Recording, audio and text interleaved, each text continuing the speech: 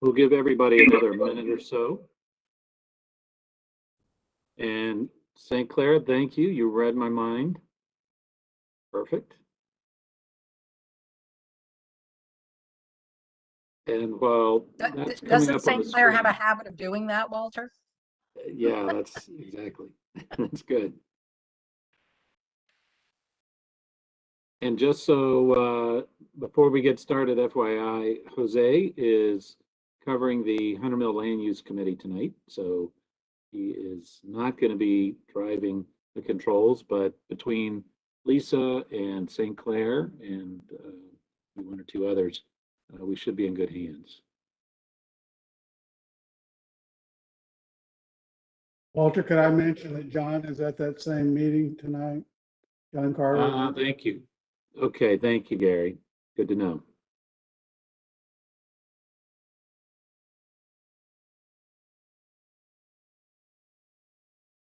Okay. So it looks like we're up to 24 folks here and got a few folks watching as attendees. So let's go ahead, get started. Welcome, everybody. This is the January 11th, 2022 meeting of the Reston Comprehensive Plan Task Force.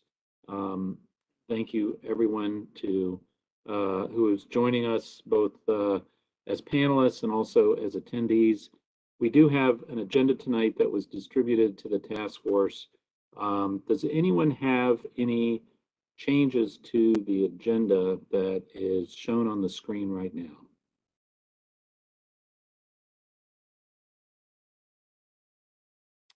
Okay, then let's dive right in. The first thing is future task force meeting dates. We do have 3 of them scheduled. And let's see. So we have next Tuesday, the 18th of January, then back to Mondays for the 24th and the 31st of this month. So let's, I know we're kind of pushing it to try to wrap up here as we get towards the end of this task force main work. And does anyone have any other issues with those dates?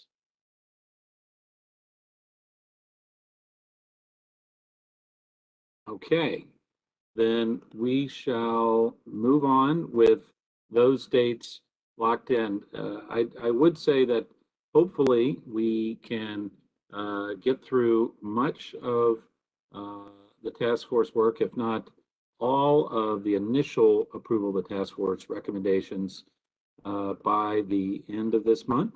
But let's see where things go. We still have a couple of big items beyond what's on the agenda tonight. And I see Chris, yes. And by the way, we've been doing this so long that we have families forming. Chris, congratulations on your second that is on the way, I know. So we'll congratulate you with maybe even sleepier eyes, perhaps in a few weeks. My wife has given me permission to attend as long as it does not infringe upon any duties and services assigned tending to her and our daughter. Fair enough. Fair enough. All right. Thank you, Chris. Okay, so let's then, any questions on, and actually, let me just, later on in the agenda, there is an item that talks about process. And just to kind of give, I'm not sure, we have a tendency to not get all the way through the agenda these days. So I did just want to give everyone a heads up that we don't have a hard and fast schedule at this point. A lot of it's going to depend upon when the initial task force recommendations for these last few items is completed. But we are looking most likely at public hearings before the Planning Commission and the Board of Supervisors this fall. So that's most likely what we're going to end up with. We will be talking about that probably next week in more detail, but let's see if we can move through the items here on the agenda tonight, and that'll give us, I think, a better sense of when this group will be wrapping up. Hopefully, again, the end of the month, but let's see. Any questions on the schedule?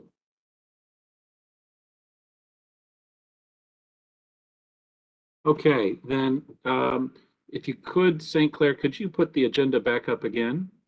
And make sure I'm not missing anything before we go into our scheduled public comment for the evening.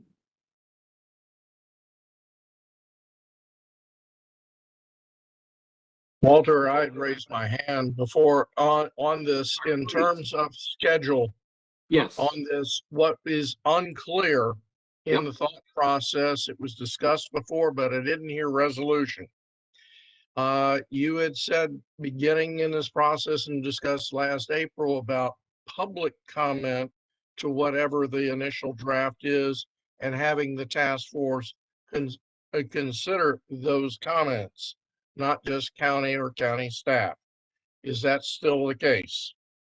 Yeah, we've had some discussion. Frankly, I've heard different things from different task force members on that particular issue. We've had some discussion about at least having some limited feedback, public feedback to the task force before staff provides that feedback.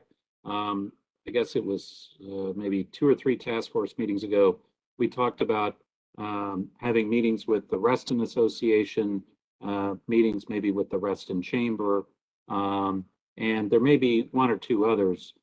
Then I personally, I think that's a good idea.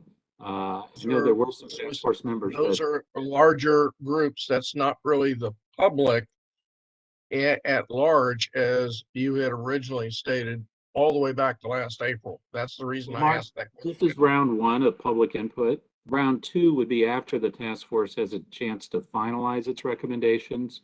Then there would be a 2 to 3 month period where it would be much more extensive.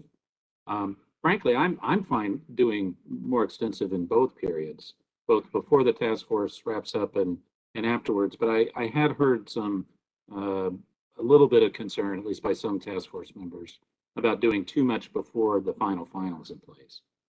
I respect all of that. It's just always keeping it in mind of how we accomplish the end game. Thank you. Yeah, thank you very much, Mark. And that's something I would encourage everybody to be thinking about that going into next week, because I do want to set aside a little more time to talk about the process for finalizing. So thank you, Mark, for bringing that up. Okay, so we have next on the agenda, it says public comment for transportation, and actually this was a scheduled public comment that we flubbed at the last task force meeting. So and I will take responsibility for that, as I think it was a collective thing, but still, John Mooney, do you want to, can you tee this up, and then we'll, I believe Rick is set to be an attendee, if Rick's not already an attendee, and we can hear from him. John, do you want to go ahead and introduce this? I'll be very brief. It is indeed an opportunity primarily for a public comment on the transportation chapter, which was dealt with last week. And as you say, you generously shared the responsibility. It was I who was the big flubber. But anyway, so we're trying to give the public, and especially representatives or residents of Polo Field, a chance to speak. We have here that Fairfax County DOT might make some remarks. The reason Jose and I suggested having them speak very, very briefly first, if indeed they speak at all, is that we didn't want them speaking after Polo Fields. It would be giving them the last word. We want Polo Fields to have the last word. Does that make sense? John, so that's certainly fine with me. I guess a question, Mark, I see you had actually an actual hand up. And you're on mute, Mark. It doesn't matter to me on that. I'm concerned in seeing the attendee list if Rick Hamilton's actually on. I am very familiar with this, as well as Lynn Brown, regarding what he had toward the issues to be spoken to tonight. But with that, He I'm is fine with the present. process. He is. I do see him Yeah. as a panelist, so And Lynn intends to join in from England. Lynn, Roger. for doing that. It's a little late in England, I believe, right now. It is midnight. Okay. All right. Well, let's get right into this. I do want to check. I do see Mike Garcia. Mike, do you or John King want to make a comment at this point or provide any background? This is Mike. It's going to be John King to just provide a little bit of context. We understand this is for everybody else, but we just wanted to at least put a reminder out there. So, John, Okay, please do that. And then Rick, I will recognize you. thank you. Hello, my name is John King. I'm a transportation planner with County's Department of Transportation. Thank you so much for just this opportunity to make a brief statement. I guess firstly, I'd like to thank Polo Fields community for being so engaged, and I hope that they understand that we certainly want to hear from them and work with them and engage with them as best we can throughout this process and any other processes that could have impacts on their community. So that's the big statement. We have certainly looked at the intersection quite a bit over the last 10 years, and we presented that to the task force at previous meetings, and are happy to follow up offline, with anyone and meet publicly, etc. So just a very brief statement, and again, appreciate your all's time and look forward to hearing from you and working with you. Thank you, John. Appreciate that. And John, hang on. After Rick speaks, he might have some questions, or there may be questions from other task force members. So Rick, if you are available, please, the floor is yours.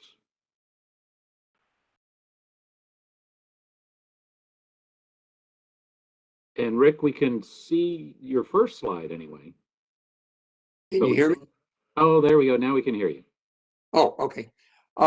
Yeah, thanks for the opportunity to speak to you guys and girls. The last meeting, we got into a conversation about a specific instance in the Polo Fields community where we have been struggling for a long time to try to get some changes made. And the question kind of related back to the comprehensive plan and do we need, or is it even appropriate to have specific language for a particular intersection? And so we've had a whole bunch of discussions with John Mooney and others here recently. And so I just wanted to bring you up to speed on what the issue was very briefly, and then tell you what conclusion we've come to. So next slide, please. So some of you may be aware of this. We've got an intersection on eastbound Sunrise Valley Drive in Hitchcock. It has a long history of accidents, and I have a big folder, if anybody ever wants to look at it, of pictures of accidents that have happened there over the years, and who I've contacted, and who and how they responded, and so forth and so on. And as we were getting into this comprehensive plan modification, I thought, well, let's see how we can get these kinds of things more in front of the public. So we've had efforts to get roadway modifications to that intersection. And the bottom line was well, let me back up for just a moment. A couple of these accidents were quite serious. One, a woman was eating a bowl of cereal in her lap at rush hour, heading eastbound on Sunrise Valley. went across the traffic at Hitchcock Drive, plowed into one of our neighbor's cars, totaling it, and very nearly hitting two small children waiting for the school bus there. And then there have been other ones. A guy was texting 4 or 5 o'clock in the morning, went through that intersection, drifted off the road, went up the hill, destroyed a tree and his car. And I have pictures of all of those things.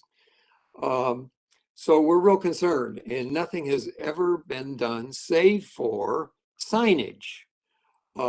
There's obviously it was a school bus there, a stop there, and they put up a black and yellow school bus sign, school bus stop sign, and a black and white, excuse me, black and yellow curve warning. Well, no physical modifications have been made to the intersection, and there were some guardrails that they wouldn't have come into play in these two accidents, but those guardrails have all been removed. So what we have now is signs, and when you're eating a bowl of cereal in your lap, you're not going to see signs. And so we had brought up, what about putting guardrails up? The county told us that guardrails don't work, and so on and so on. So what we're concerned about now, and why we wanted to try to get it into this conversation about the comprehensive plan, is because Metro is going to be opening maybe soon, and that's going to increase the risk of accidents at this intersection dramatically, I think.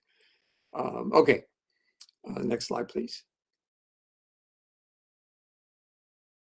So what I did, John Mooney was very helpful, and so what I did was I went through the plan and identified the following countywide objectives and policies.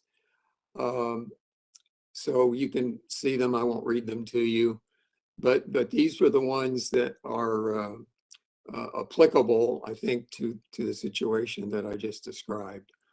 So then again, what does the plan need to say? Does the plan need to be modified to address, this particular situations or ones like it? Next slide.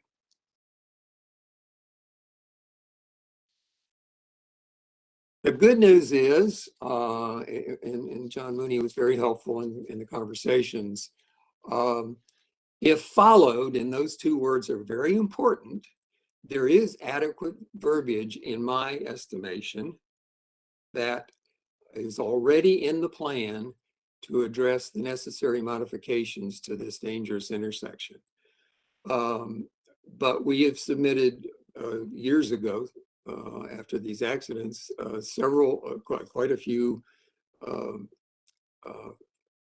requests for modification, and nothing has happened. So having the verbiage there is one thing, but modifying, doing something else to say to make this intersection safer is the real issue. And I don't know exactly what the schedule for modification to Sunrise Valley Drive as a result of the intersection improvements that are going to be made at Sunrise Valley and Fairfax County Parkway. But my feeling is we need to do something about this intersection now before some child gets killed or we have another serious accident. So that's kind of where I am. I think we're fine in terms of modifications to the plans, but I would really like to see if we can't get something done to make this intersection safe. Thanks for your time. Rick, thank you very much. I appreciate that. And Rick, I'm happy to have my office follow up with you on this. And frankly, it's a little more background that I'll get from my staff on this to see what's been tried and what hasn't worked, and see if we can try again. Okay, happy to give you any pictures or your staff any pictures or the reference numbers for the changes that we asked for, if that will be helpful. I have all that. Okay, and Rick, if you could make sure that we have your slides. Jose has them. Okay, good. As long as Jose has them, then we're good. Yeah. Okay. Okay. Oh, thank you, Rick. Are there any questions or any questions for Rick from any task force members? I Malcolm, guess I'll I add a do. couple. Okay, go ahead first, and then I'll. Yeah, I heard Gary. Gary. There we go. And Mark. Gary, go ahead. You have any, I mean, I guess you're leaving it to us and Supervisor Alcorn to solve what you would propose to be in there for the short term, or the county staff. Did you have any suggestions yourself relating to that? And had you described any of those in these previous conversations and so forth? That's one for you. I'm not a traffic engineer, so no, I don't know what the right answer is. I just know that we have a dangerous intersection and nothing's been done except put up signs. Okay, and then the second, I guess, as a county staff, you know, what are their thoughts, you know, on this, so that the supervisor has some input from what you think relating to this issue? I guess that's for John. John or Mike? John or Mike. This is Tom Bashadny with the Department Oh, of Tom, welcome. Good. I'll Tom. take this one. We have spent a considerable amount of time in the past with Vdot looking at this intersection. Excuse me. And by the way, for folks that don't know, Tom is Fairfax County's Director of the Department of Transportation. So Tom, thank you for being here. So the intersection has been looked at multiple times previously, and that's what resulted in the signs being put up. What I would say is the staff that have looked at it previously at Vdot have changed. And so we can sit down with them again and take another look at it and see if there may be some fresh ideas that they may have, or some things that people in the past weren't comfortable with that maybe they'll be comfortable with today. So we can take another look and have another discussion with Vdot about it. It's Vdot's road, and so ultimately they have to agree with any changes that might be made at that location. And these are short-term changes, Tom?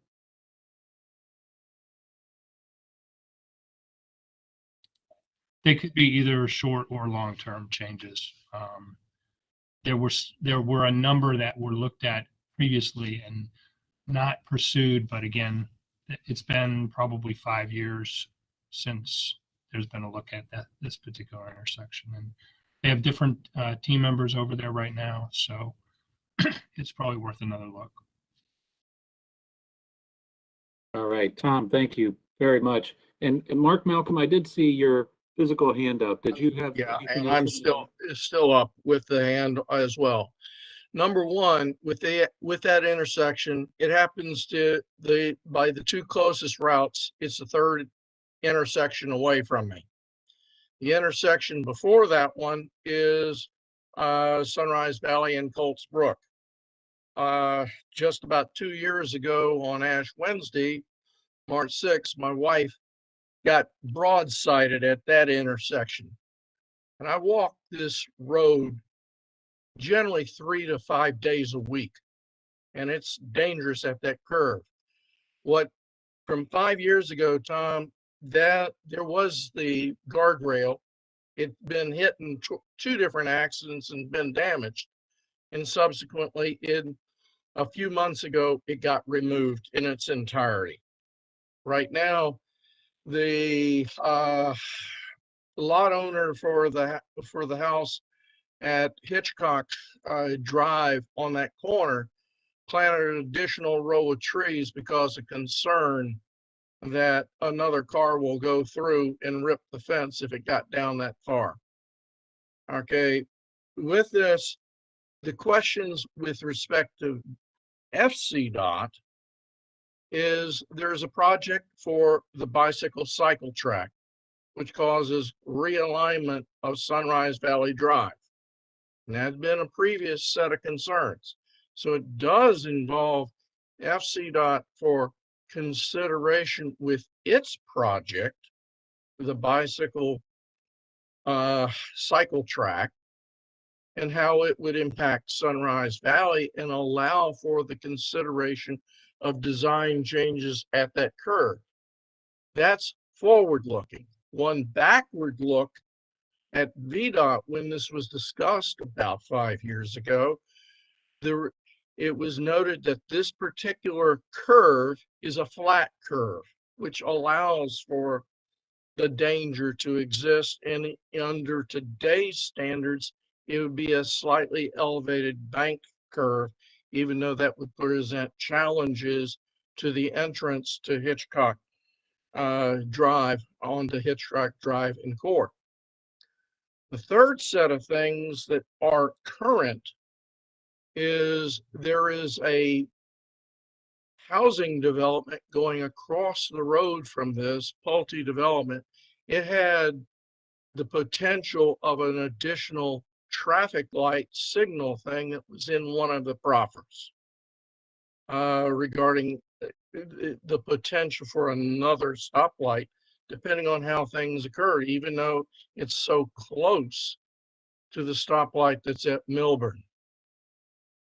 And then the last thing, at least for my proactive thing that you may leverage from, I sent to VDOT a request for information earlier today based on this topic.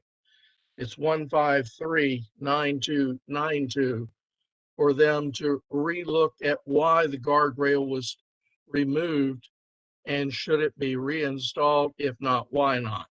That's the basic question. Again, that was a customer service center request that I submitted earlier today, 1539292.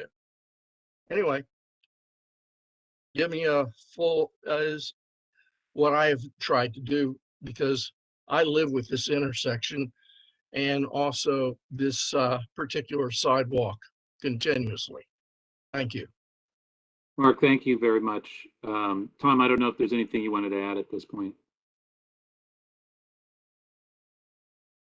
I would just say that we'll follow up with VDOT on the concerns that have been raised and see if we can take another run at it. Great, Tom, thank you. Thank you very much. We do need to, I think, move on. Before we move on, I do want to just reiterate, and Mark, you had brought this up, and I know Rick had heard this as well, that as part of the outreach on changes to the comprehensive plan, I am happy to hold a meeting with Polo Fields residents, and look forward to doing that as part of the outreach effort. Again, we'll be talking, I think, more next week about exactly when those might be, but I do look forward to getting broader feedback on comprehensive plan changes and hearing from residents of Polo Fields then. Supervisor Alcorn, Yeah, Gary. Michelle Kimmel has her hand Oh, up. thank you. Yeah, Michelle, go ahead. Yeah, thank you. I appreciate it.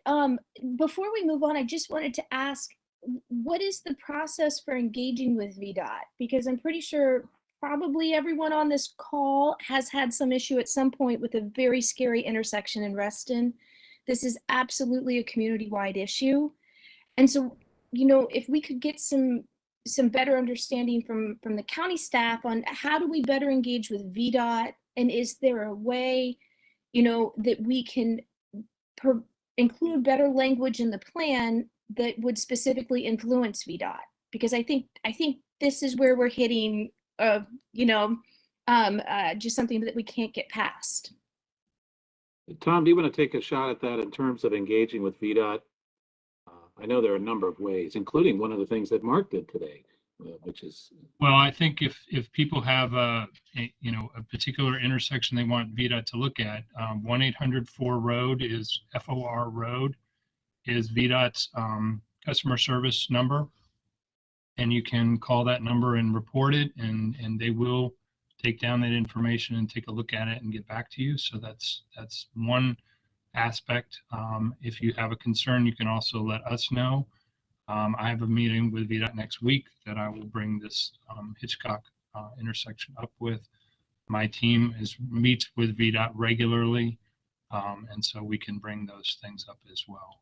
I don't think that it's necessarily there's any language that needs to be put in the comp plan though, because I think these are more operational issues as opposed to comp plan issues. And Tom, I would add to that too. In my office, Shamley Health talks with VDOT, if not every day, multiple times a week, about a range of investigations, projects, all sorts of things. So we in my office can also be your advocate on these to make sure that we get at least get VDOT's full attention on these. And I'll just add to what Tom said there. you had another comment? I will just add to what Tom said that that does work. I called the county staff and told them that, there's an issue, and then I've used the number that just went up by, or the Tom just stated, and that has worked to have them come out and look at an issue or talk about it and so forth. There's some issues on New Dominion Parkway and so forth, and that has worked pretty successfully. They have not maybe agreed to go as far as I would like to go, but they've done a good job. Thank you for that feedback, Gary. Any other questions, comments on these issues before we move on? We do have a pretty full agenda. One question, you had mentioned Lynn Brown is in London. Is she? Oh, yeah. Let's not go back to the last meeting. Tammy, thank you. Does anyone see her? I do not see her. Supervisor Alcorn, Jose reached out to her, but I don't see her in attendees or panelists, but we did follow up with her. We just haven't heard anything back. Okay. Tammy, thank you for flagging that, though. Don't want to repeat history. Okay. John Mooney, did you have any final thoughts at this point? I do not. And my suggestion is that if Lynn appears later, somebody catch that fact and alert Walter, and perhaps we can let her talk whenever she's available. Okay. All right. Thank you. And Rick, again, I appreciate your patience and apologize for not getting this out in the last meeting. But I think this is something that we can take a look at again and make another run at. Okay, let's move on. We do have on the agenda the next item, which we've also seen, at least in preliminary form, housing. Mr. Vanel, tell us what you have. And first of all, can I just say, I know we had talked at the last task force meeting about making an effort to try to get material out 5 days or a week ahead of time. I think overall, I think everyone did a pretty good job, at least working in that spirit. I know there were some kind of last minute smaller things sent around, but I want to thank the chapter leads and everybody for getting feedback in earlier this time. I think it did help quite a bit in the communication. So, David, I will turn it over to you. Thank you, sir. And I believe I made it under the wire last week or this weekend with the 5 days, but then this afternoon I sent out some changes, which are important, but not major, and I don't think any real controversy to them. So first of all, I understand. Thank you, St. Clair, for running the screen for me. So based upon the information that we talked about, the previous drafts that we talked about, the comments that the task force had raised about what they wanted to see in additional things they wanted to see in this. The draft I sent out Friday, I believe, contains I think it flows logically. It contains the charts and the information inventory of all existing and pipeline affordable housing projects, committed, market affordable, and the ADU, WDU projects. And it included the recommendations on preservation, market affordable preservation, the WDU units. So what I'd like to do, if I can, is run through briefly the changes that took place today, which everybody should have received, but probably too late to take a hard look at. The first part of the first probably 2 pages, pages 1 and 2 of the document are the lead-in, the historical facts about Reston's efforts at Reston and Fairfax County's efforts at affordable housing. On the second page, paragraph 2, 3, 4, and 5 are all new, donated by Gary Maupin. That the first 2 just hit a little harder on what Reston has done in the past and the commitments Reston's made and the efforts Reston's made to do a good job on affordable housing. And the second 2 I think are important because the second 2 paragraphs on that page I think are important. Gary had written about the different federal government programs that affect affordable housing for basically the 50% AMI and under group of people and families. So let's see. Then in on page 3, the senior housing and universally designed housing. Jan had an excellent suggestion. I understand she's on the phone only, but Jan had an excellent suggestion about reinforcing the idea that for senior housing, we should encourage a developer to seek approval to have a assisted living, a continuum of care, assisted living all the way through skilled nursing. And I understand the skilled nursing issue, skilled nursing unit, if you will, for a facility like that would certainly require state approval. But I thought that was something that was very much worth adding. On page 4 starts the bottom of page 3, and then 4, 5, and 6 are the charts that thankfully county was able to pull together, broken down by the first chart is about history and what happened all the way back in 1970. Then we've got a chart showing basically it's broken down by existing market rate, rental and sale, and existing committed affordable rental properties, the names of them and numbers.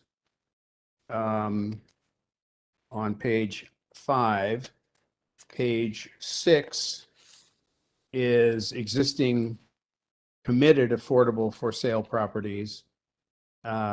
future committed affordable rental and for sale ADUs, and future committed affordable rental WDUs. And then on page 7, there's 2 more charts: future committed affordable for sale WDUs and shelter and group home housing. I added a paragraph after the Embry-Rucker entry, suggesting that the county should continue expand its coordination and cooperation with other key players in the provision of affordable housing: Fairfax County Redevelopment and Housing Authority, Fairfax Falls Church Community Services Board, nonprofits such as Cornerstone, Fellowship Square, Pathway Homes, Gabriel Homes, and the Enterprise Community Development Program. The Cornerstone, Fellowship Square, Pathway Homes, and Gabriel are all in one of the charts. Oh, and there's one issue that came up. Actually, the county, I'm sorry, I'm blocking my screen here. The county came back to me and said that there was 2 facilities that were counted. We counted them under the existing affordable for sale, committed affordable for sale, Courts of Fox Mill and Crippen's Corner. And Gary actually pointed this out to me last night. They have Reston addresses, but they are not in Reston for our purposes. So that, as I say in the note on the right side, that cuts our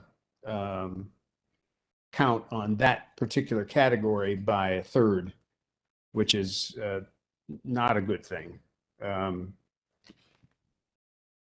And let's see, what else? On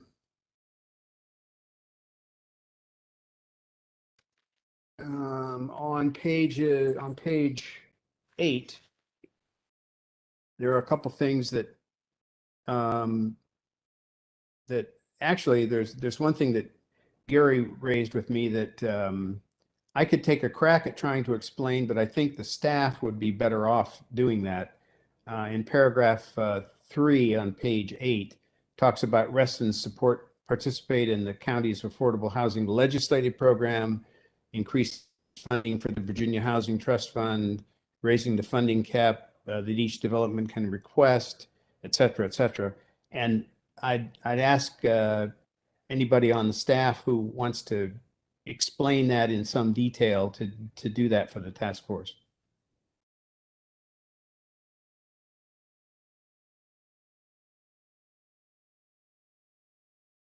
No volunteers.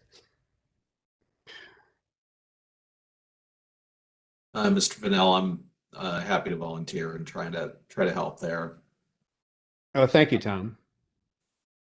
So with respect to the funding limits, in effect, what Mr. Vanell is referring to is the limit of bond funding that can be allocated, tax-exempt bond funding that can be allocated to each project. So I'm not sure I understand, what all that means. I mean, that's a lot of information that's tied to the Virginia Housing Trust Fund. And, the legislative program, I guess that refers to tie into the policy plan, I suppose. Is that tied into the policy plan? And what is the Virginia Housing Trust Fund? And then all the other words, how does this tie back into what we're doing in the comprehensive plan in relation to the projects? This is kind of confusing. What our support for this in the comp plan, what does it really mean? And how does it impact us? And do those funds accrue to Reston? Right. And if I could ask a more fundamental question, how would, quote, Reston, close quote, provide that support in as much as we're not a county, city, or town? We have no central government. RA could do it, I suppose. RTCA could do it. I don't know quite what Reston would do.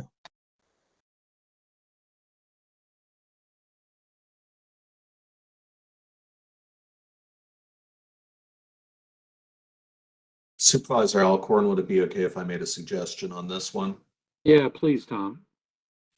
So what I might suggest on the references, to kind of the specific programs that may be available from the housing authority itself or at the state level is, perhaps what might be appropriate would be a reference to, to being supportive of those resources being used and being accessed in the effort to produce and to preserve housing in Reston. And I say that in part because not all of these issues are evergreen, so to speak, from the perspective of what might be appropriate for comp plan language. And I'm nobody's land use planner, so forgive me that. But I would say that some of these issues that we advocate on from the county perspective with respect to affordable housing funding, we've been successful with them. So so perhaps citing specific programs to advocate for, perhaps the language might be better served by by making reference to them more generally being critical assets or critical resources to access, again, in preservation and production. I could make a change to that introductory line to reflect that. That sounds reasonable. Great, thank you, David. Gary, was that you? Yeah, so this is supporting this, kind of going back to Bill's point there. So it impacts us on getting some more funding, as I understand it. And I'm still confused about how it applies down to the, projects or efforts that we're doing here in the comp plan. I'm sorry, I'm still struggling a little bit here. Yeah, and Tom, maybe you could help us out. I think, these are funding sources that fund all sorts of projects, public, private, mixed, nonprofit, right? I mean, this covers a range of different situations. Right. Effectively, this is a recitation of some of the most important resources that we use countywide for affordable housing production and preservation. Okay, that's what I thought, but thank you for saying that. Now I understand it. So. Okay. Gary, was there anything else on that? No, I think, David, you're going to mention the micro units and the,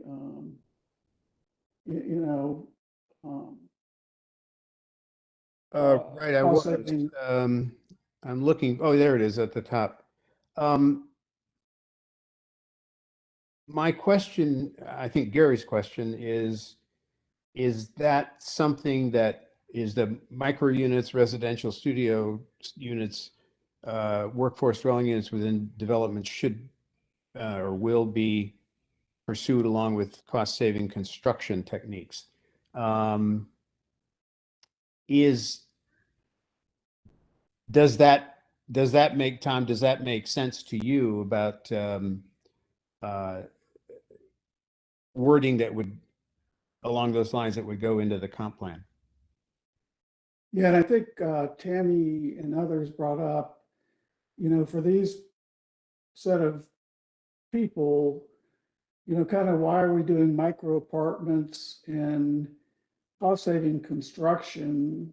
Why is that any different from the affordable housing perspective, why are we emphasizing that for affordable housing as distinct from any other? We're always concerned about construction and the quality of it, and are we reducing the ability for people to get the right kind of units by saying micro apartments, that kind of thing? And so I thought there was a discussion about, is this the right thing in our previous meeting? So that's why I was bringing that up, and maybe Tom can add some comments to that, or anyone else. Well, I don't think that what I'm trying to do there is emphasize those particular things in exclusion of others. I think this is, as far as I was concerned, this provides some alternatives for us to look at, for Reston to look at, for Fairfax County to look at, in terms of providing needed affordable housing space. But we're kind of emphasizing micro and cost-saving construction for affordable housing. So I guess it just gives a number of people on here, I think, concern about, why is affordable housing getting a special?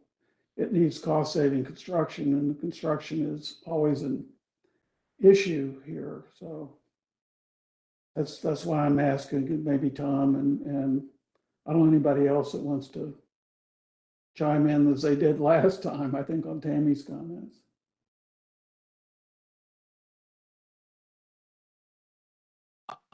If I may, I might suggest on this one a couple things. I think that,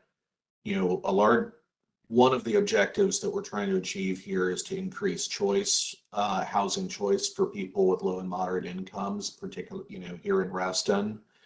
And what I might suggest is, is saying something to the effect of opportunities to provide a wide range of housing types, including will be pursued, period. I think that specifically outlining or underlining, I should say, cost-saving construction techniques is, I'm not sure it's necessary. And I think that also the message that it sends with respect to affordable housing can be problematic as well. And that was my concern. Can I jump in too? This is Michelle.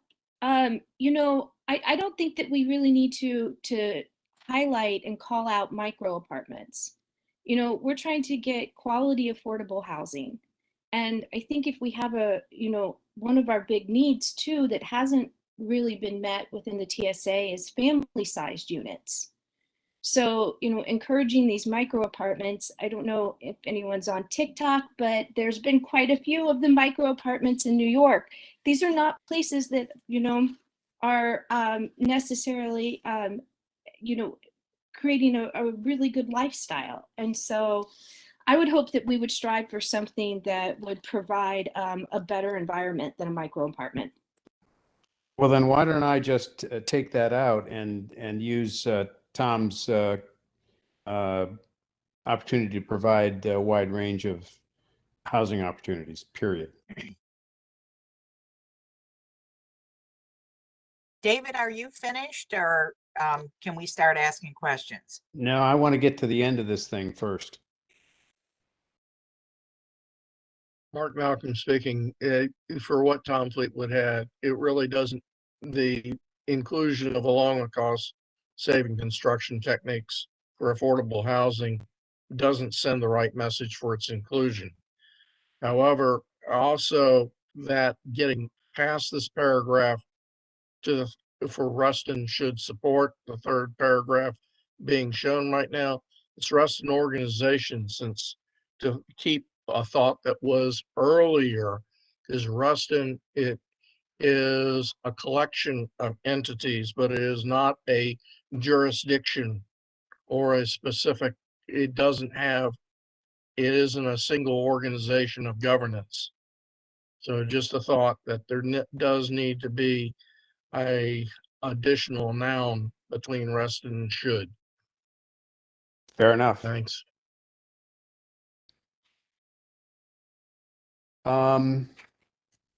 Okay, so I'll make the changes to that first paragraph and modify the third paragraph to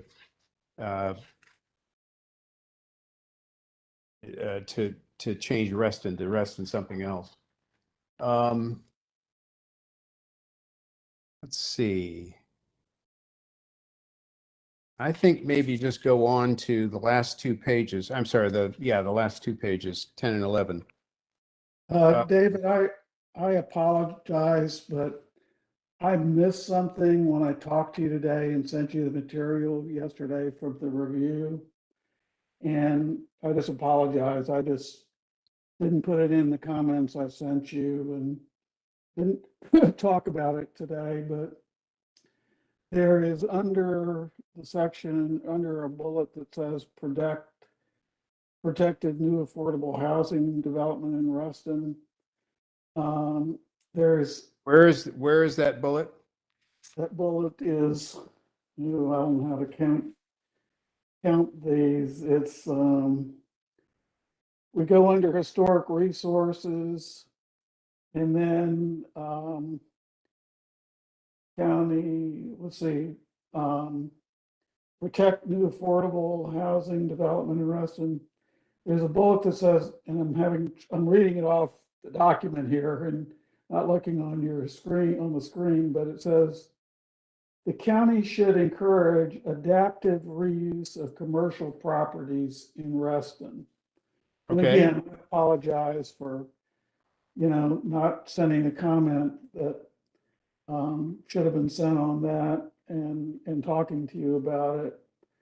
But I guess that gives some concern of what that is and is that the appropriate thing to be in here, that has some issues relating to it that gives people concern, I think. I don't know if anybody else wants to chime in here, but can we talk about that for a second? Okay, I'm not. Page 9. Okay, well, the issue is what, I mean, obviously there's restrictions and conditions to using commercial properties for housing, but within those confines, I'm not quite sure what the controversy is. I don't think there's any controversy, just you need another phrase at the end or in the middle stating on parcels where housing is appropriate or Right, it's too broad, I think, David, in how it's phrased there. Okay, you mean what you're talking about is commercial properties located in neighborhoods where housing would be appropriate. correct. Yeah, okay, I can put that in there. That's easy. Is that what you were, or is it also that it's as outlined in the plan in the land use section? Yeah, it should, that's what I was going to say, just what Michelle said. That David? should be out of here and in land use? No. David? It's here. Just be sure you properly describe it as where zoning allows housing. In other words, not in industrial zones. And And it should hopefully refer close back metro. as reflected in the land use chapter. Michelle, do you want to add anything to that?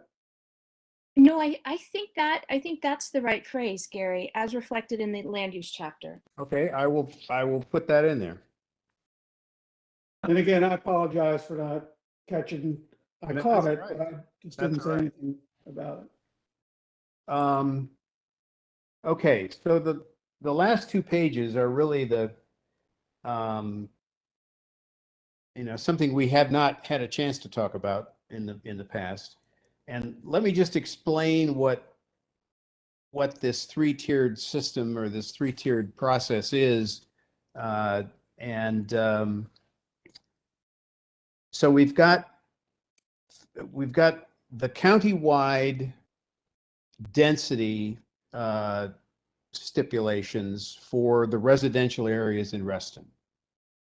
And we've got the TSA stipulations with obviously a higher density, which is where it belongs.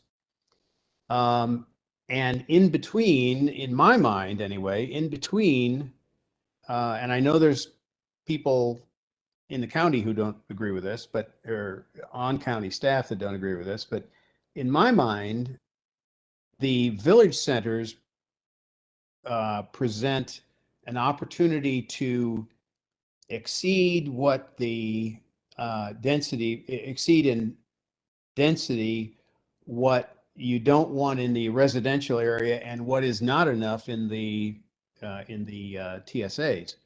And the reason for that is the village centers and the immediate area surrounding the village centers. The village centers are a hub for retail. They're a hub for services. They're a hub for transportation. And when you look at conditions that people who need affordable housing need to have, those are three of the main conditions that, they don't want their affordable house to be stuck out in the middle of nowhere. They want a place where they can shop. They want a place where they can get services, and they want a place where they can get to work via public transportation if that's how they want to do it. So what I put together and what I've talked about with the county staff, again, not everybody agrees with this idea, but what I've talked about with county staff is a tiered level of density for the residential area, a slightly higher slightly higher level of density instead of 8%, 10% in the village centers, and 12% with obviously bonus density, 12% in the TSAs. And finally, I think on the last page, the WDU percentage vis-a-vis FAR, I think frankly should stay in the plan. And I made the change in the text below that, non-residential development in the TSA districts, not TOD districts, because that's a smaller chunk of land. Make those contributions for affordable dwelling units, workforce and affordable dwelling units. So that's, I'd like to have some commentary on those 2 pages, because that's a key part of how this is going to get us more affordable housing in Reston. David, this is Bill. I don't know how your discussions with the staff went, but what you wrote seemed, intuitively reasonable to me. I can't speak for the staff, but I know some staff have expressed some question why there's a separate tier for village centers. And beyond that, I don't know. I've presented my take to them, and so that, anyway, that's what I would like to have some commentary on that from the task force.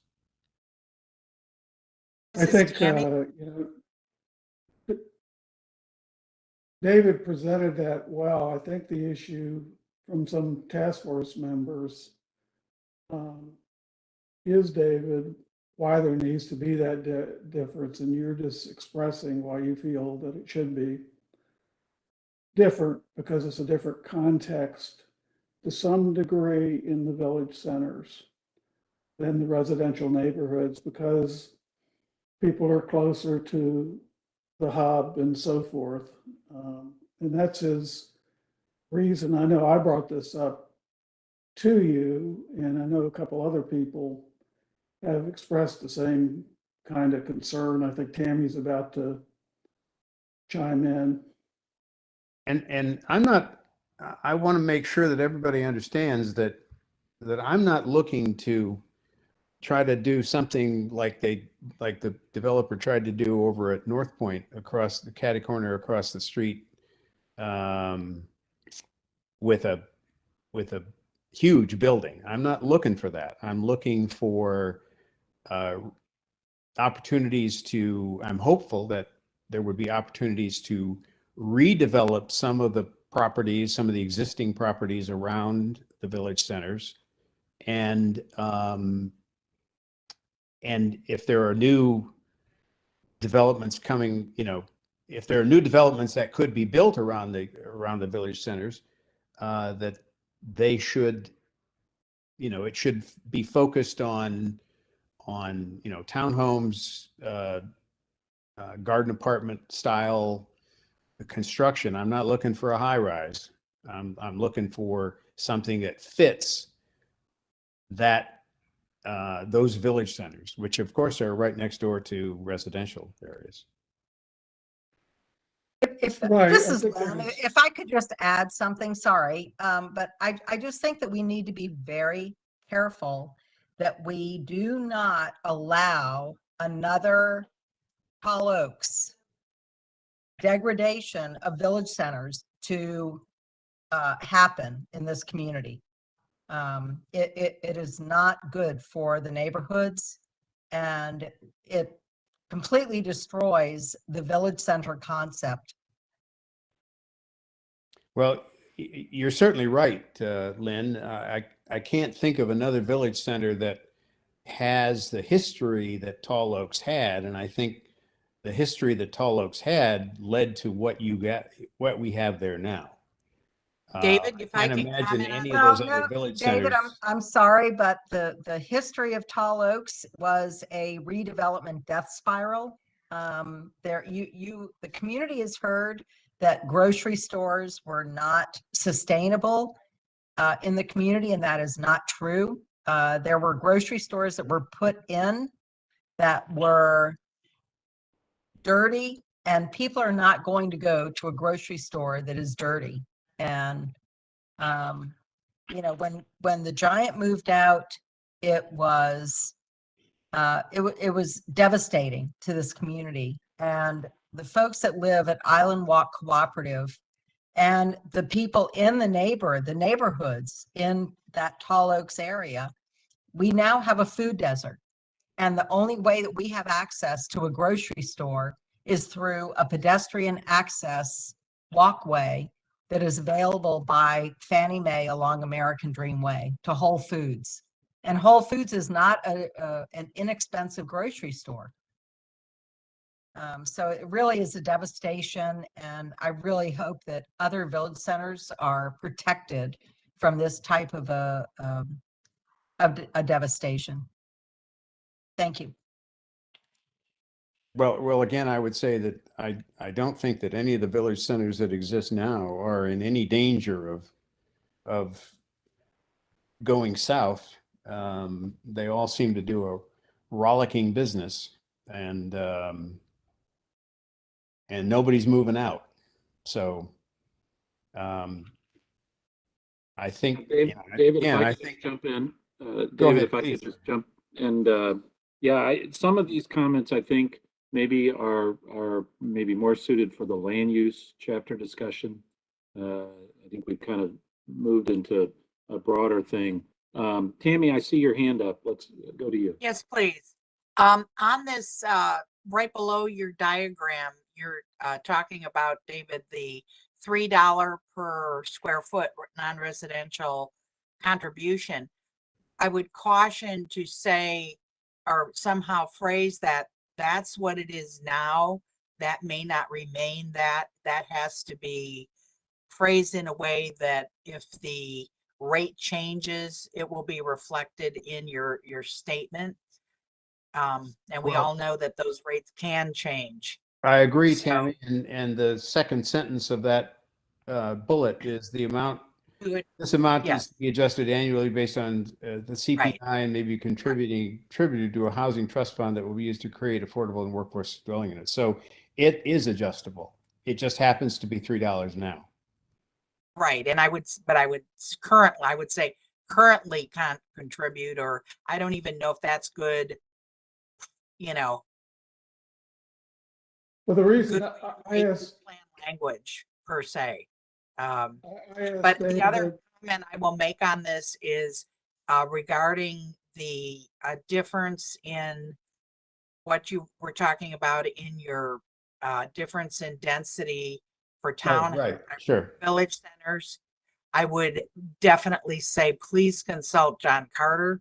He really knows about this and the pros and cons. I think your motives are pure. I don't, I'm loving it, but I think John should comment on this.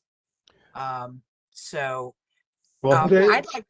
thank you, David Tammy. is- He will get a shot at this. I think he's away tonight, but he will certainly get a Correct. shot at this later this week. And he, in fact, may be one of those people that is not in favor of the density difference between the village centers and the residential, but we'll see. So Yeah, and if he is, he has a I'm- good, I'm- he has a I'm- good reason. So, I have a question. If we can go back in your document. Sure. Island Walk is not rental. That is a co-op.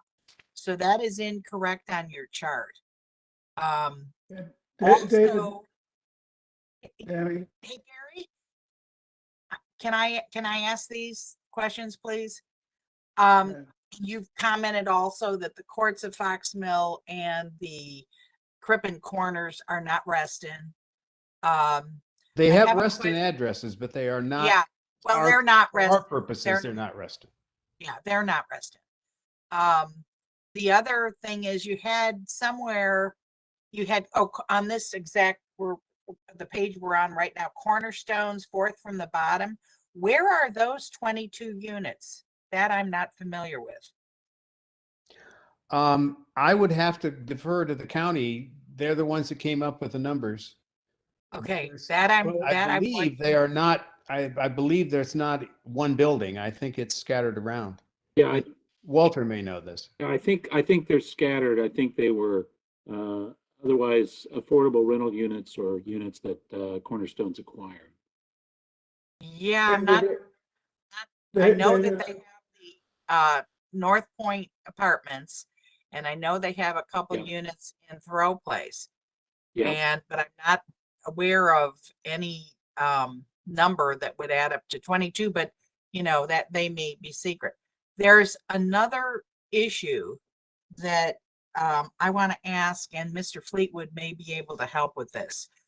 Some years ago, when the Fellowship Foundation was thinking about knocking down the existing fellowship, Lake Ann Fellowship buildings and moving them to Clark County, I got involved with a number of other people.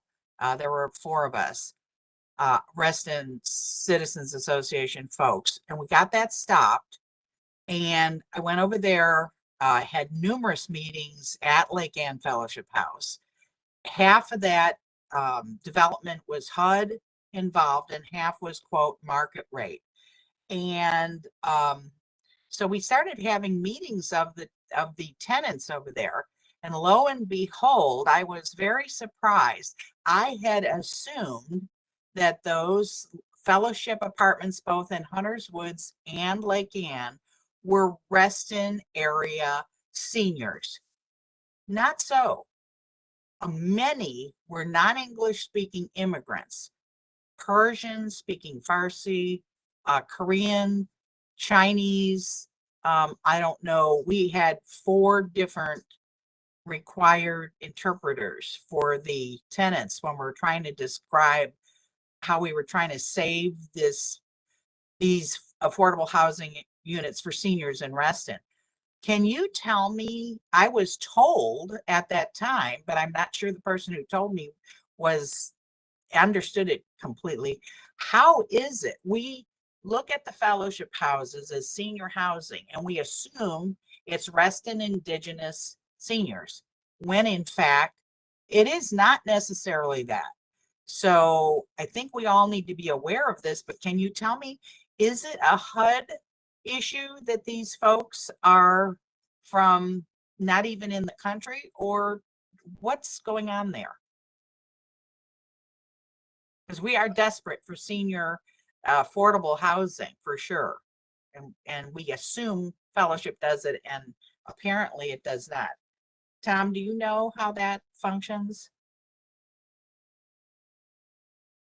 So lot to digest there. Let me respond to kind of those points sort of one by one if I could. With respect, if I may, just a point of clarification, Island Walk was developed as a limited equity co-op, but it was in fact converted to a rental and is operated by Enterprise Community Partners. So it is accurate that it is in fact an affordable rental housing community. Okay, so it's no longer a co-op. That's correct. Thank you. Second, the Cornerstones units are in fact scattered site, and I think that those kinds of questions point out that that this kind of data is really sort of a living, breathing thing, that is not static and will change and evolve over time. And I think it's important to remember that relative to, I sort of said my piece on this last time, but I think it's important to remember that relative to, its appropriateness for plan text. Finally, with respect to your question on Fellowship House, Fellowship House was then and is now subsidized in part by federally insured mortgages and federally provided housing choice vouchers. And as a federal program, it is open to residents, who really from anywhere who meet the qualifications from an income standpoint. While you can, certainly have admissions preferences, you cannot prohibit people from outside of a specific geographic area or in a different immigration status, for example, for occupancy in the homes. Hope that's helpful. Thank you. Thank you, Tom. Tammy, did you have any more questions? Because there are several hands. No, that's okay. David, do you want me to go ahead and call on these hands? Sure, please do. Okay, I see Bill, go ahead, and then David, and then Gary. Okay. There's a couple of questions for you. By the way, I thought it's a really good paper. And I have very few questions actually, but well, let's see if I can figure out, since the pages changed from last time, I guess it's on page 3, before the first table, there's a paragraph where some language got inserted. Proposal should increase the supply of townhouses, single level homes, and multifamily housing. I mean, I think that's very dependent on where. single level homes, if that's the same as single family homes or 1-story homes, I don't know where they'd be appropriate in Reston, because we have plenty of those and we don't want to cut any more trees down. We don't want to use the golf course for it. And we certainly don't want to use up the space in the TOD areas. Well- Townhouses. Oh, go ahead. Single level homes was recommended by Jan. And I think I annotated that maybe the multifamily housing comment I included single level homes, but I thought maybe the multifamily housing was an adequate description of what she was trying to say. I think that makes more sense. She doesn't have any objection. You might have to take an elevator, but you're living on one level. And I understand the importance of that. I'm not discounting it. It's just, I don't want to encourage a lot of new single family homes at this point in a community that has plenty of them. And then similarly for the townhouses, Reston has plenty of townhouses, and maybe in the outer areas of the TSAs, they work, but in close to the metro stations and the TOD areas, I would hope we'd be getting multifamily in order to maximize the number of people who get the use of the transit and the other facilities. And also you'll get more low income. Sort of concentrate on. I think that a lot of the places, the little pad sites over to the east of Wheelie Station, and and south, obviously, the north of the toll road, I think a lot of those are either townhomes or whatever they call those townhomes that are townhome over a townhome. In parts of the TSA, I mean, for example, what's being proposed by near the Fannie Mae site, those are townhouses, and that's fine. That's far enough from the subways. I don't have a problem. It's location important, not just supply total. That's all. Yeah, I understand what you're saying. The only comment I would have is that I would not like to do a lot of multifamily housing development that is focused on affordable housing. I don't want to build multifamily buildings that are almost strictly affordable housing, because that's not the idea of affordable housing. I'd rather have 5 townhomes on such and such a street in North Point that are affordable, rather than stuffing people into an apartment building. That's just me being a socialist, I guess. Yeah, you'll take care of more people, we socialists. That's true. Sorry, this is Lynn. If I could just add one point, and David, I think that, we have talked about how Reston is different in terms of integrating different levels of economies, racial diversity into neighborhoods. So putting up a Section 8 housing is not what Reston is about. We integrate people. Yeah, we integrate people into our society. And I think what you've done here is really a great job. So thank you. Well, thank you for that. And then David, the one other thing is, you mentioned these 2 projects with a Reston address. Yes. Are not technically in the study area. I don't know how far outside the study area they are, if they're pressed up against it.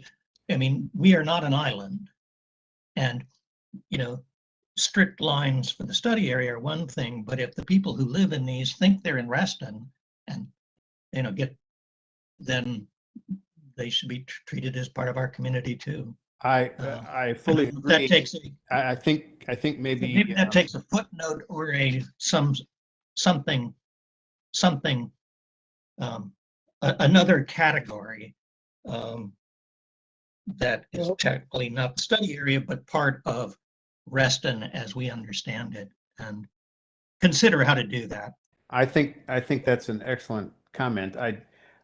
My guess is, well, not my guess, those two facilities actually, if you will, belong to the other part of Hunter Mill.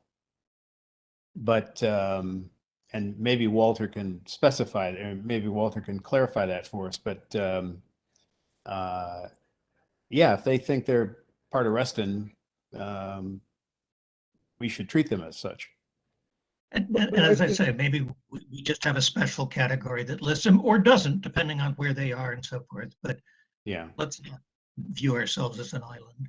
That's all. Thank you. Fine. Okay, thank you, Bill. We've got David and Gary and maybe Bill Malin, but David, go ahead, and it is 8:25. Let's try to get the comments wrapped up here in the next few minutes. Go right ahead, David. Sure. I'll keep my comments brief. Just on the reference to the consumer price index, David, I'm just not sure that's appropriate for a housing number. I get the need to be able to adjust it based on whatever the new board policy is or as it's adjusted annually. But consumer price is obviously tied to the price of consumer goods and not really to housing. So I just rather we default to whatever the board says the policy is, so that when applicants come through, that's the number. Point taken, David. But the county's decided, at least for now, or at least in the past, they've used the CPI. Maybe there's another index that they combine to make that determination about what kind of contribution should be made or what amount of contribution should be made. If you have a suggestion for them, that'd be wonderful. My suggestion was just default to whatever the board decides the policy side, rather than worry about tracking it specifically. And just for my own edification, you're not talking about this applying in the convenience centers in any way, correct? You're just talking about the village centers, really these potential. Exactly. I'm talking about North Point. I'm talking about Hunters Woods. Talking about South Lakes. Yep. All right. Talking about Lake Ann. Yeah. And I understand that how this process has worked today, and it's the county's approach on this has been Byzantine, for lack of a better term, how you work ADUs and WDUs, and the fact that ADUs are a product of the zoning ordinance and the WDs are not. And so I do appreciate the time and effort you put into blending all of these. And so I just would ask that to the extent we are changing how it works in the TSA, that we try to get as much outreach to those owners as possible, because this is a change from where we were in 2014. It changes a lot of the assumptions these owners had when they bought their property, and try to get that engagement as early as we can. Groups like NAOP, which really aren't represented here, which are the office owners, how this might impact their property, I think is key for our next steps. Yeah. And I'll leave my comments at that. Could I ask you? You were breaking up on my speaker. I'm not. Could you summarize what you just said? Just encouraging the office and owner property owners of NAOP to participate when we go public with this, the next step. Oh, sure. Great. Will do. All right. Thank you, Dave. Thank you, David. I see Gary, Bill Malin, and Michelle has her hand up too. I'd just like to point out that David, it didn't come up when we were talking about this with the chart, but you're going to go to the county and ask them to put a little more identifiers on this, like we just talked about with Cornerstone, so that people can understand where these are and pick up from this chart, what we're really looking at here. So you were going to go back and do that with the county, and if they could do that, that would make it a whole lot easier for people to go through this and identify. Just a few more words or a footnote where appropriate. Yeah, sure. I can do that. Not quite sure how you represent the, well, I guess I could have them represent the locations Just a in the little bit, chart, some of them very but you know, for example, cornerstones, if they're scattered all over Reston, Cornerstones, or you know, just an easier way for people to recognize what's on You this just say chart. scattered site. Yeah. So I think you're going to do that, David, and ask them to. yeah, go sure. through this Yeah, I figure. can do that. And Yeah, Gary, anything else? no, I just think David's done a very good job on this and willing to listen to everybody. And I've said this before, but he's done this by himself, so he deserves a lot of credit for handling this alone. So thank you, David, for doing all this. Well, it was not by myself. I can guarantee you that. All right, very good. Bill Malin. Bill, I saw your hand up. Yeah, I'll be quick. The only comment I have is on the village centers. It's the reason why staff raised a question of concern about the village center call out was it's our understanding that the current proposed plan does not propose redevelopment of the residential areas in the village centers.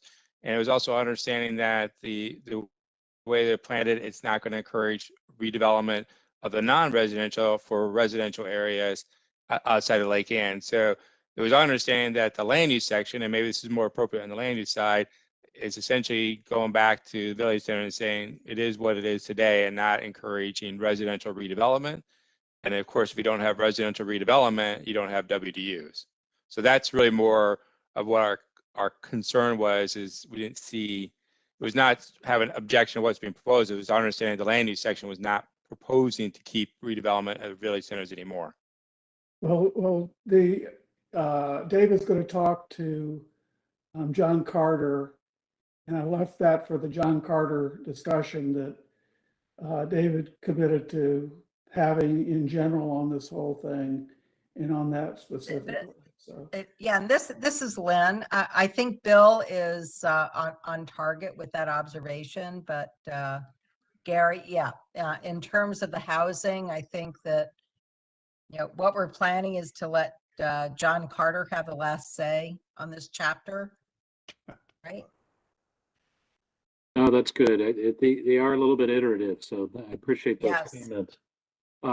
And Michelle's the last one with a hand up, and then David, I'll turn it over to you to any wrap up or final action. Thanks. One thing hit me, and I'm hoping since we have county staff on the line, they can help out. But it does seem that, one of the keys for the non-TSA area in particular is preservation of current affordable housing. And so we include that we have the goal of no net loss, but we don't have a real means on how to achieve that.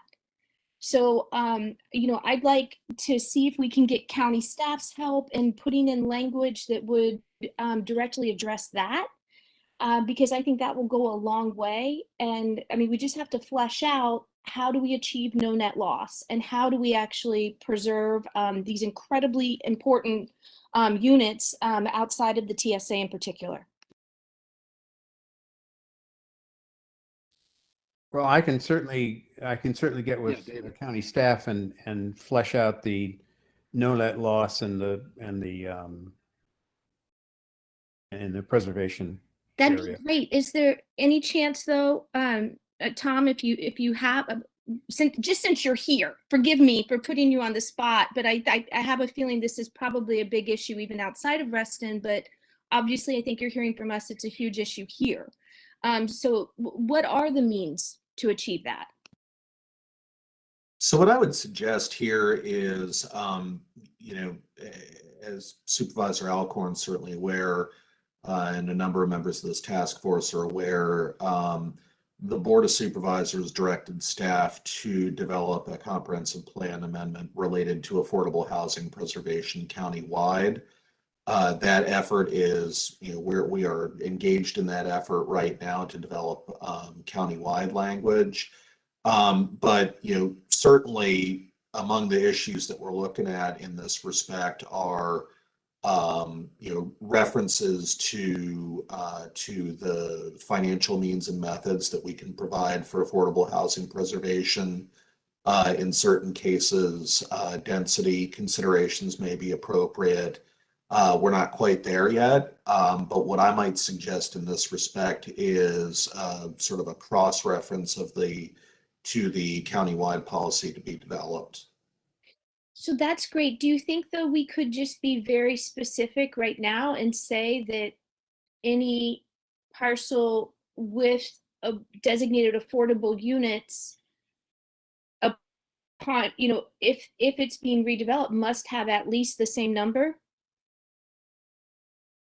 The countywide language and the language that the board endorsed in the recommendations of the Affordable Housing Preservation Task Force was that it is our goal to achieve no net loss of existing market and committed affordable housing to the extent feasible. And again, with respect to specific tools, we are actively working on that for the countywide comprehensive plan amendment. So again, what I would suggest on this is language that sort of mirrors the recommendations of the Affordable Housing Preservation Task Force and references the preservation policy to be adopted.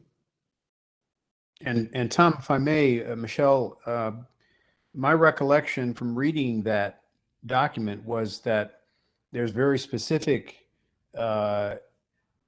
strictures placed on redevelopment. If it's redevelopment of affordable housing units, it has to be redeveloped in the same place with the same amenities. I mean, the same, surrounding amenities.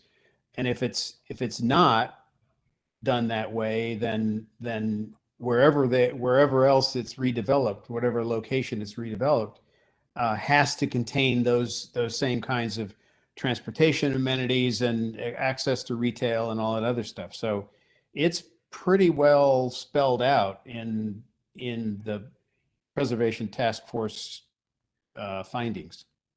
Yeah, I wonder if we can't pull over some of that language though, just to Yeah. the more Yeah, specific Michelle, let language. me jump in, Michelle. This is, I think everybody's right on this, but there might also be a piece, Michelle, I think you're driving at, which is sort of an implementation plan for preservation that goes, because it's not all comprehensive plan, because some of these are financing, some of them are monitoring mechanisms, that sort of thing. So I think, as Tom said, the countywide recommendations, and that is a good start. But we do have, and David, you're exactly right, for dedicated affordable housing, then there are a lot of strings attached to that, and we should be okay in terms of no net loss.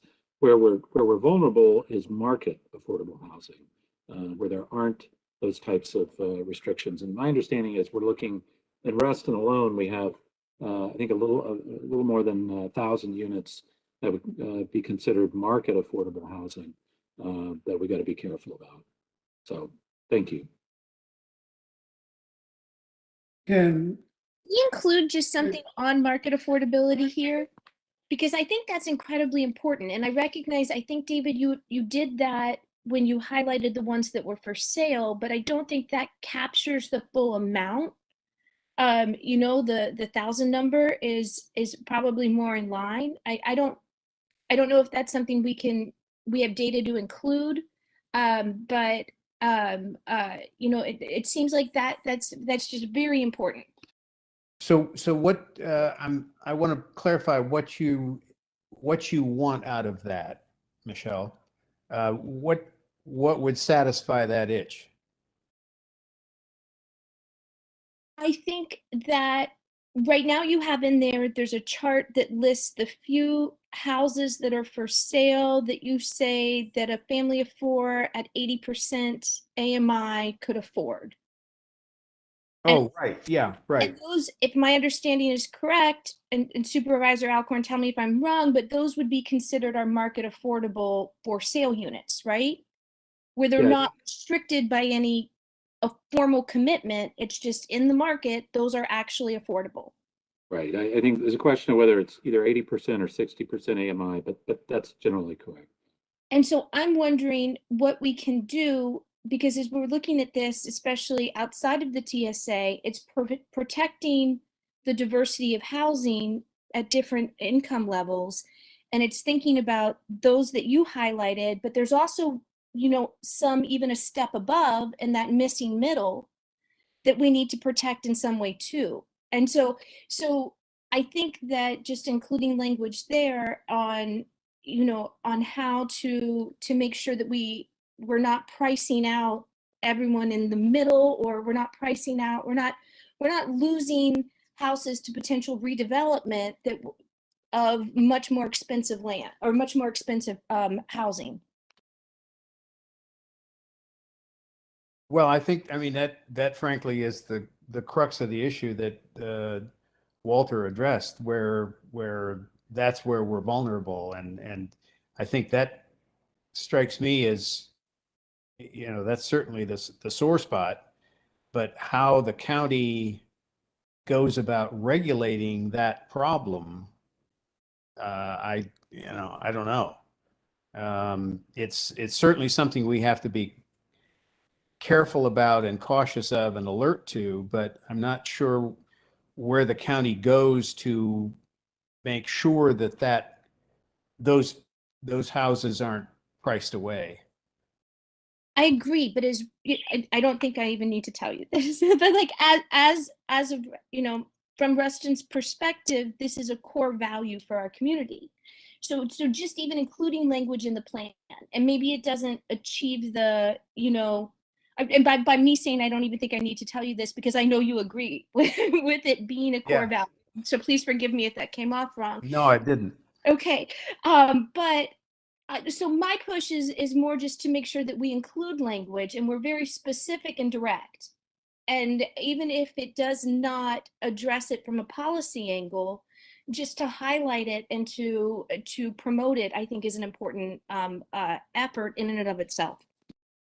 And I know Jose's not here today, but this may also be the subject of a follow-on implementation motion, something relating to this, because addressing this, as you said, David, this is a complicated one, and it's going to go well beyond. What I could try to do, Michelle, is do a little wordsmithing, a short piece, because I don't want to get too deep into something I don't have any control over, and do something in the text of this that addresses your concern and kind of kick it over to the supervisor's office and the staff to flesh it out if that's at all possible. I think that would be great. And I think just with the houses that you highlighted that are currently for sale, if we could get how, to the 1,000 number that Supervisor Alcorn mentioned, or maybe it's also even just looking at the past 5 years and trying to gauge the number that actually sold versus that are currently for sale, that might provide some better data. Yeah, and Michelle, by the way, most of those are rentals. So just FYI. Most of those 1,000? Yeah. Yeah. I thought some were included that were currently for sale. Yeah, it's a mix, but in terms of the market affordable housing stock, most of them are rentals. Mostly 1,000. Yeah. If you, Michelle, if you look at the chart above it with existing market rate, affordable housing, rental, and for sale properties, the rental properties total over 1,700. Sorry. Yes, absolutely. I have no idea because the county didn't tell me. I'm sure they know, but the current ones for sale are 6. And I think I wonder too if we can't expand the definition of market affordable to look at also just those outside of the 60 or 80, moving up a little, but not as far as, or just what would get someone, even closer to 100% AMI to be able to afford to buy a house. Yeah, Michelle, there may be, I think this is all good for some of this anyway, for a follow-on implementation motion. I think there may be a Reston housing report in our future that includes a lot of this data. good conversation. I appreciate it. Thank you. David, I think that's it in terms of hands, and it's 8:44. I'm sorry, I've got Looney and Oh. Tammy yet. Yeah, please do. Yes. Mark and then Tammy.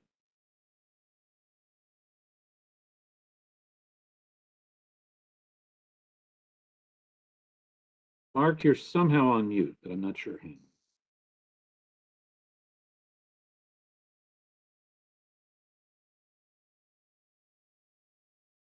Looks like you're not muted, but we can't hear you. Can I interject one thing while we're waiting for Mark? Sure. David, we forgot to go over one item.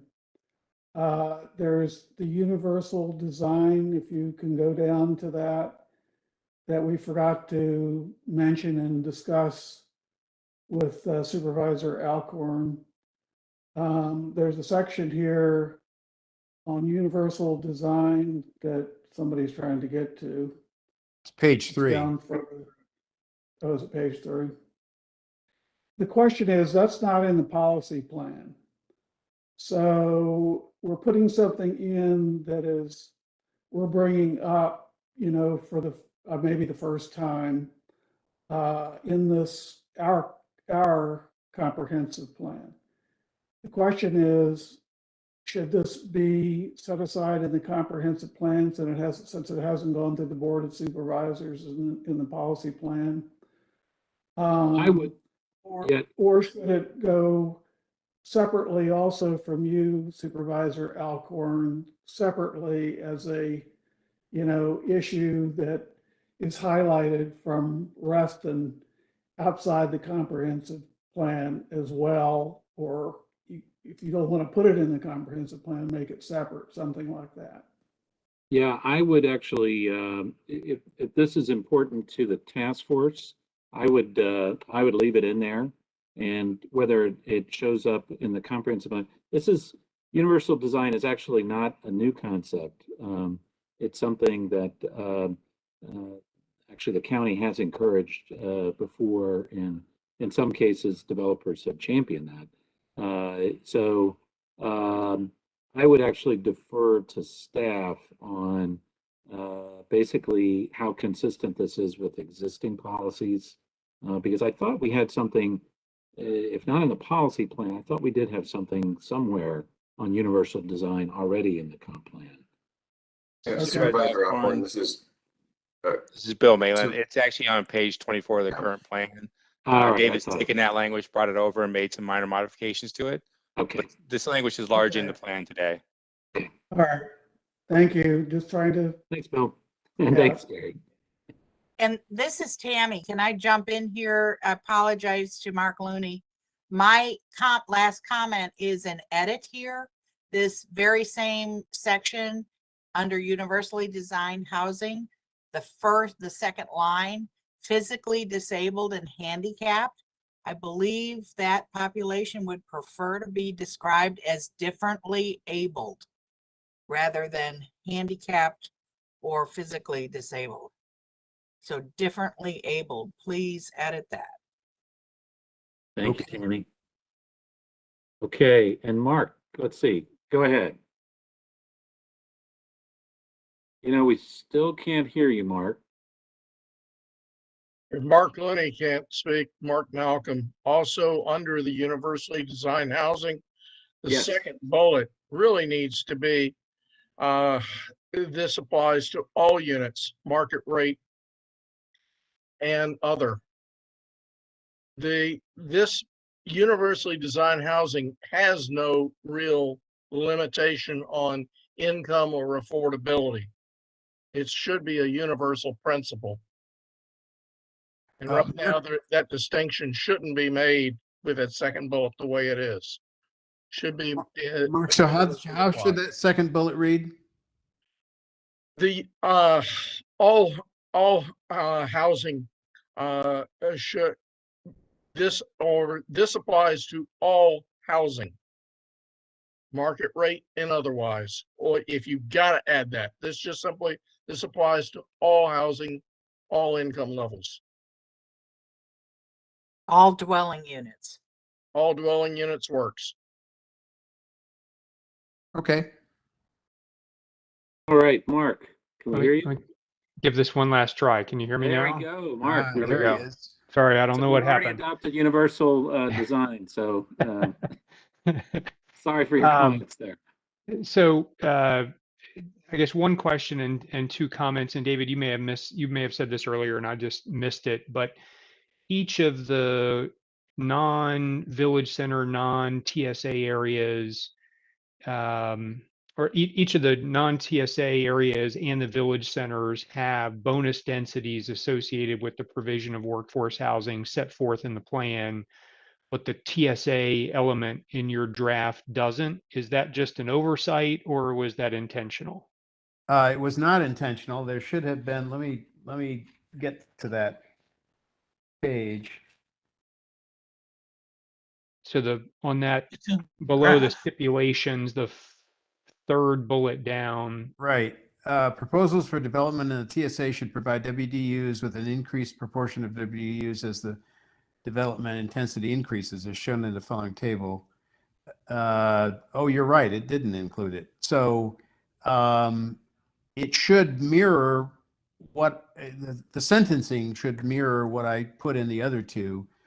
So it should say a density bonus of up to X may be applied for meeting the 10% commitment. So I would say that should read a density bonus of up to 20% may be applied for meeting the 12% commitment. Okay. But let me amend that to say, or let me comment that I believe in it was either UVA or Virginia Tech study that was done for the county. I believe what they said, the realistic usable density for a bonus density for like the TSA's 12% commitment was really 18%, not 20. But in terms of what's usable, or the Bill Malin may have the proper context for that, or Graham or somebody may have the proper context for what that study found. But I did unintentionally not include that sentence in there. Should this not be included in the land use chapter? Well, no, I think it needs to be in here. You want it in the land use chapter, you can do it in there too, but I think it needs to be in here. I think, Mark, the intention is to look at the policy plan, which has the table that shows you when you have what percentage of WDUs, what your bonus would associate with it. Right. So right now, if you're in, if you're at 8% WDUs, it's a 12% bonus. And I think it's when you're at 12% WDUs, it's 14 or 15% bonus. And it goes up to a maximum of a 20% bonus anywhere in the TSA. So even if you're doing 18% WDUs, your bonus is always capped at 20%. Okay, well then that's how I'll change. And what the Virginia Tech study basically said is they ran the numbers and said it was neutral in terms of economics. Anywhere you're under a 3 FAR. Once you got over a 3 FAR, that's when they started to say the 20% bonus was not wasn't quite offsetting the WDU commitment. But there's only, if I recall, only one spot left in Reston that has a 3 FAR, above a 3 FAR, that hasn't been developed or has an entitlement on it. And that's the Boston property site, which has offices on it today. So that's the only site I believe in the Reston plan has a 3 FAR and above without an entitlement. Well, Bill. that one's got an entitlement on it, Bill. I think the larger, I mean, I appreciate the clarification and adding, because I think particularly when you're talking about the sliding scale, you need some clarity about where you land on the bonus density relative to the sliding scale, which gets back to, this is not a new comment for me. I'll just reiterate it here because it looks like I'm not going to win the day on this, but that particular sliding scale in the current comp plan was set out when your AMI numbers were 80 to 120 as opposed to 60 to 80. And I get the Virginia Tech study and what they looked at. My question is that that's more aggressive than anywhere else that we're doing in the county, and there may be valid policy reasons for doing that here relative to other places.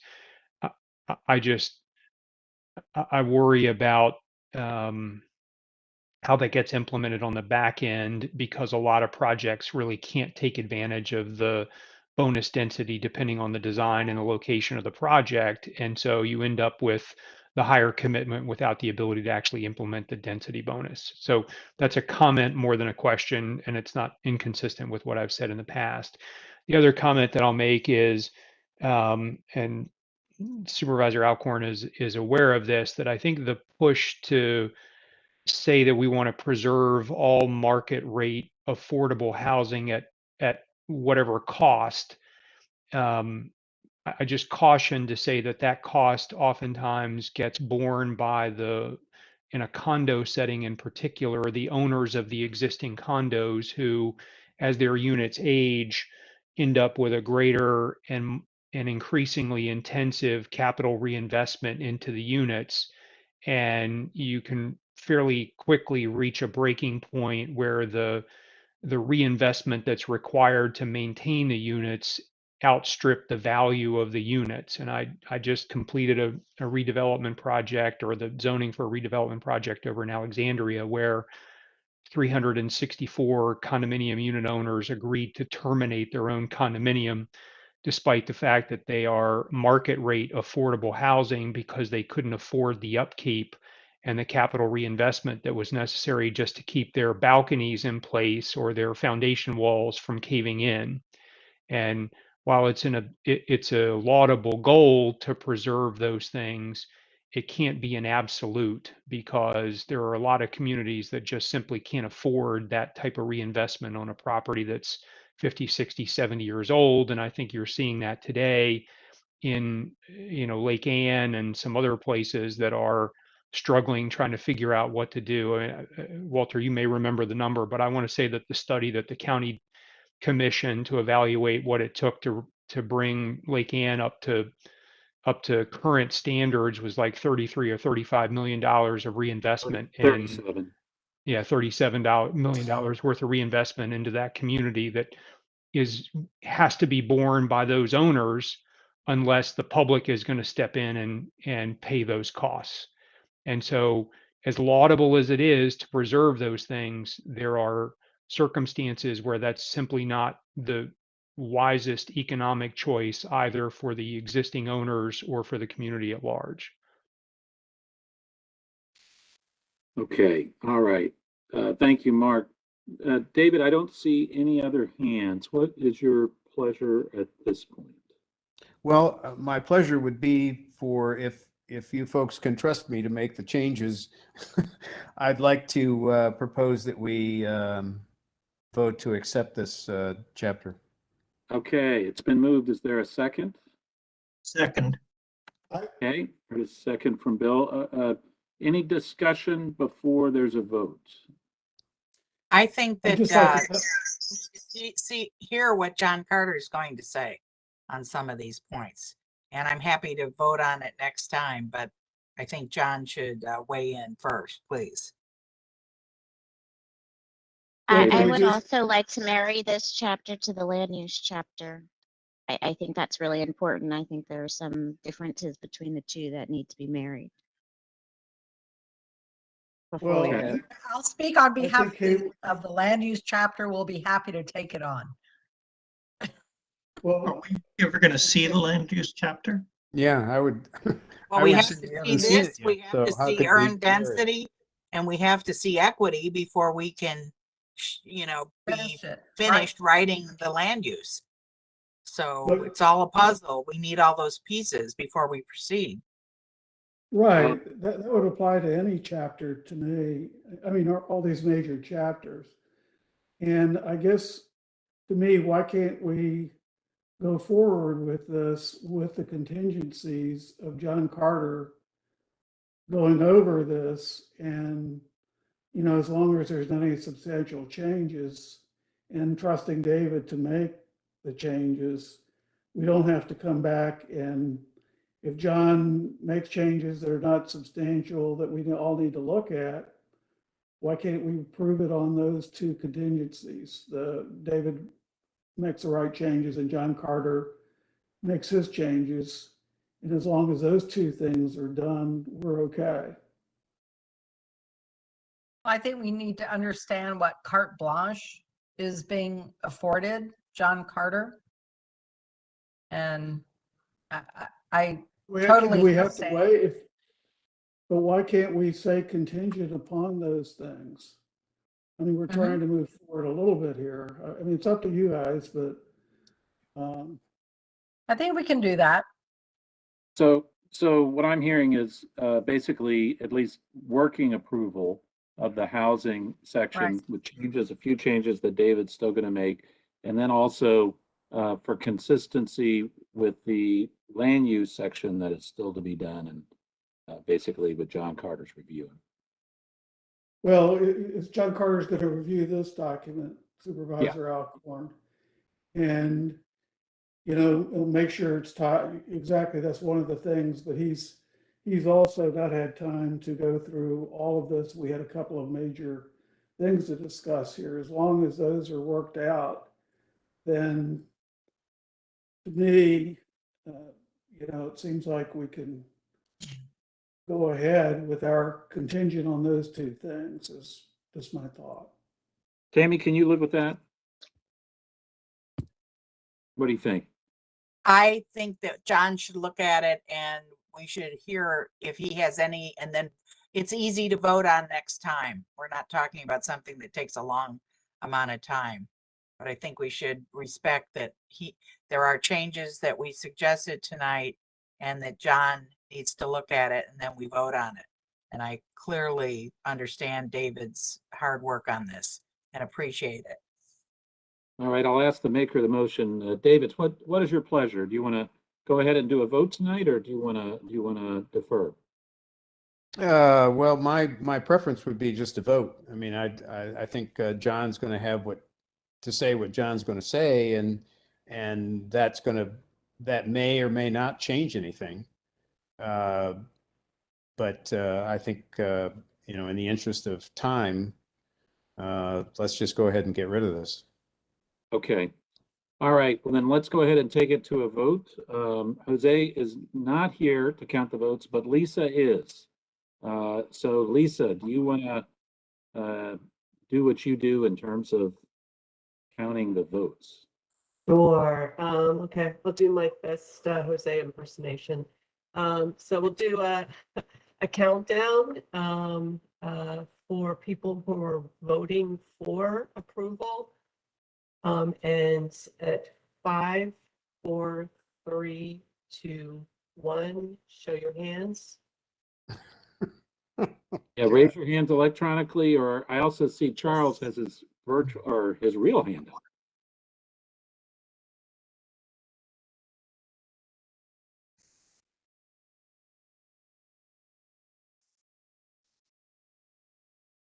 I have 1, 2, and with Charles, 3 hands. 4 hands, I'm sorry.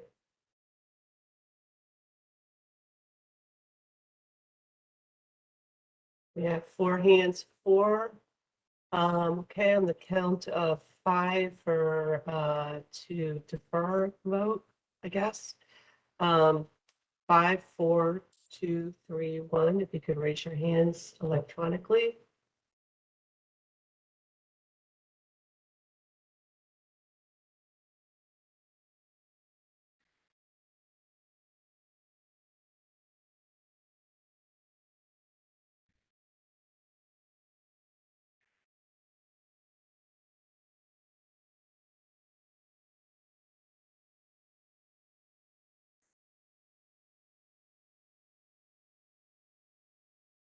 I have 8 hands to wait on the vote. Okay, so that motion did not pass. David, what I would recommend is that let's connect. If you could connect with John Carter, and it seems to be the will of the task force have him review it and perhaps to bring it back concurrently with the land use section, or at least to come back and look at this after land use section has been reviewed. Fair enough.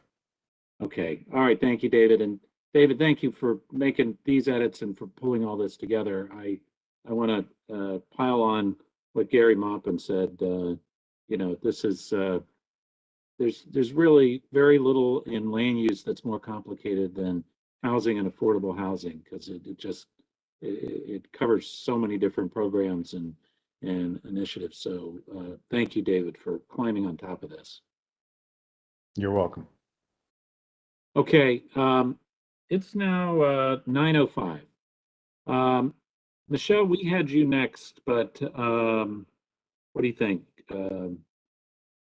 Should we give ourselves collectively a break, or what do Yes. you think? Yes. Can I say, unless everybody wants to? Yes, we're. You're. Jennifer, yeah. We need to go. We have small kids. I need to get them in bed. I totally understand. Well, let's start with community health next week. I don't think that's going to be screwing up a schedule for anyone else. I know we still have land use, we still have earned density to do, and now we still have to vote on housing. So let's do that. Michelle, thank you, Jennifer, as well for that suggestion. Any final thoughts this evening before we break tonight? Anything else? I just want to thank David for his yeoman's work on this chapter and everyone who contributed to the edits. Thank you. Yeah, I'll second that, Lynn. Thank you again, David, very much. And I do appreciate everybody reviewing the document, providing feedback and comments, and David for keeping with the spirit of getting things out in time for people to really provide input and read it. So I think that's an excellent step there. Okay, let's all take our evenings back at least 7 minutes after our target time, and we'll see everyone next week. Thanks all. Thank you.